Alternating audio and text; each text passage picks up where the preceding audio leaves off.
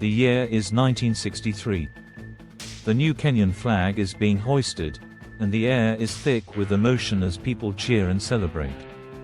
This is a hard-won victory, a moment of national pride and liberation for Kenya.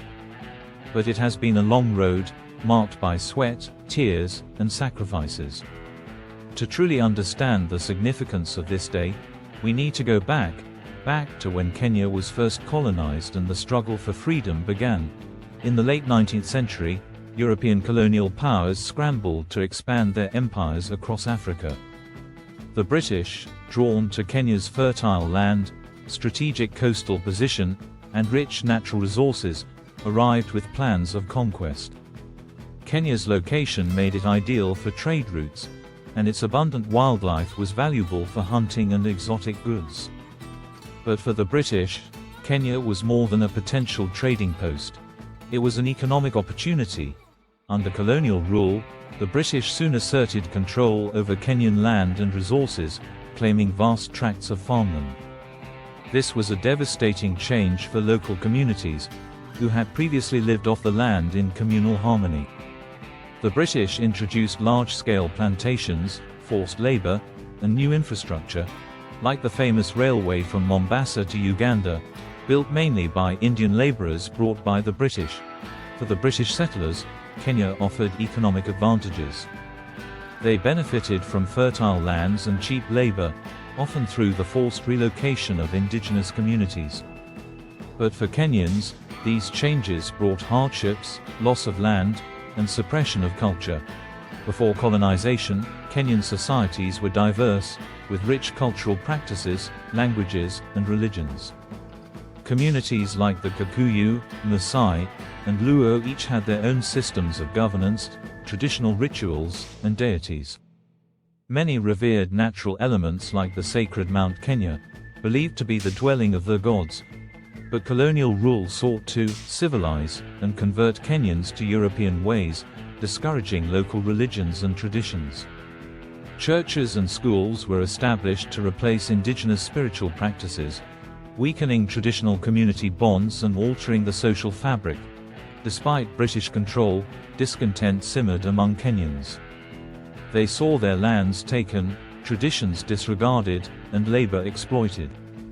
Slowly, resistance movements began to form, led by people who believed in self-determination and wanted to reclaim their land and identity. Small uprisings were quickly quashed, but they planted seeds of defiance that would grow stronger with time. By the mid-20th century, prominent Kenyan leaders emerged to unify the people against British rule. Jomo Kenyatta, Harry Thuku, and Dedan Kimathi became key figures in Kenya's nationalist movement. Thuku led early protests, while Kenyatta championed the fight for land rights and cultural respect, eventually becoming the face of the struggle for independence. The Mau Mau Rebellion, which began in the early 1950s, was a significant turning point. The Mau Mau fighters were largely from the Kikuyu community, and they took to the forests, launching guerrilla attacks against the British. This rebellion spread fear among the colonizers and sparked brutal crackdowns. The British imposed harsh laws, imprisoning suspected sympathizers and subjecting them to severe punishments. Despite the risks, the Mau Mau movement inspired many Kenyans, showing them that the British could be challenged. The rebellion marked a crucial phase in Kenya's fight for freedom. The world was changing in the 1950s and 60s, with a growing movement for decolonization sweeping through Africa and Asia. International bodies like the United Nations began pressuring colonial powers to release their hold. The British, weary from World War II and facing increasing resistance in Kenya, began to realize that maintaining control was becoming more costly than they could afford. Finally, the pressure forced Britain to negotiate. Kenyan leaders, with Jomo Kenyatta at the forefront, entered into discussions with British officials.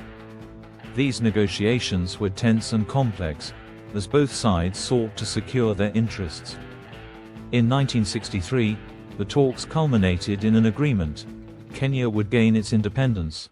On December 12, 1963, Kenya officially became an independent nation. As the Union Jack flag lowered and the Kenyan flag rose, a new chapter began. Kenyans cheered, danced, and celebrated this hard-won freedom, while the world looked on in recognition. The moment marked the end of nearly 70 years of colonial rule, ushering in a new era of self-determination and hope.